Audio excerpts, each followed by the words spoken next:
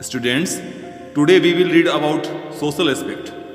Social democracy means that there is equality and unity in the society, and everyone should have equal access to resources of the society. There should not be any discrimination on the basis of caste, race, or religion. In such a setup, no religion or community is given any preference over religions or communities. Now, let's start the economic aspect. Economic democracy means that every member enjoys more or less equal economic status. It means that there should not be large gap between the rich and poor.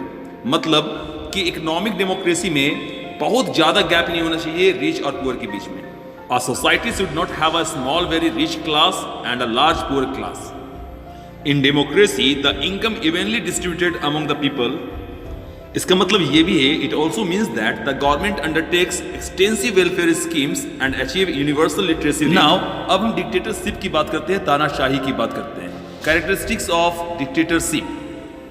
Dictatorship means rule by a few.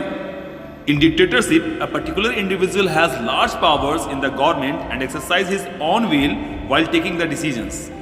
Dictatorship has the following characteristics. No genuine constitution. The dictators do not consider constitutional rights and assume absolute powers in the government. There is no freedom of speech and expression. People are not supposed to disagree with the government. All the decisions are taken by a few powerful individuals and everybody is expected to follow them. Dictatorship में constitutional rights को विचार नहीं किया जाता है और government निरंकुश power को एब्सोल्यूट पावर, अनकंट्रोल्ड पावर को इस्तेमाल करती है. यहाँ पर ना ही बोलने की आज़ादी होती है, ना ही अपने व्यू को एक्सप्रेस करने की आज़ादी होती है. पीपल गवर्नमेंट के बातों से या उसके आदेश से डिसएग्री नहीं कर सकती. सारे के सारे डिसीजंस एक पावरफुल इंडिविजुअल लेता है जिसको सभी को मानना पड़ता है. मोनोपोलाइजेशन ऑफ पावर मतलब पावर को लेकर के एकाधिकार.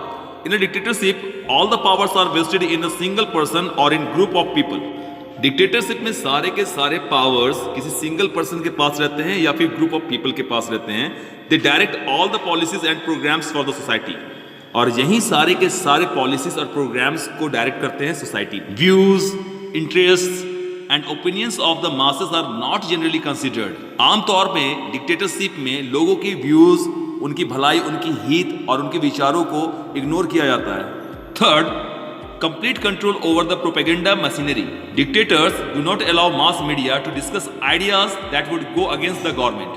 They allow no freedom of speech, expression and thought and strict censorship is exercised over the media. इसका मतलब ये है कि डिक्टेटर्स कभी भी मीडिया को गवर्नमेंट के खिलाफ अपने व्यू को एक्सप्रेस करने नहीं देते और साथ ही साथ वो किसी भी तरीके के आज़ादी, फ्रीडम ऑफ स्पीच, एक्सप्रेशन या किसी भी विचार को लेकर के वो जबरदस्त सेंसरशिप बंदिशें लगा देते हैं मीडिया के ऊपर.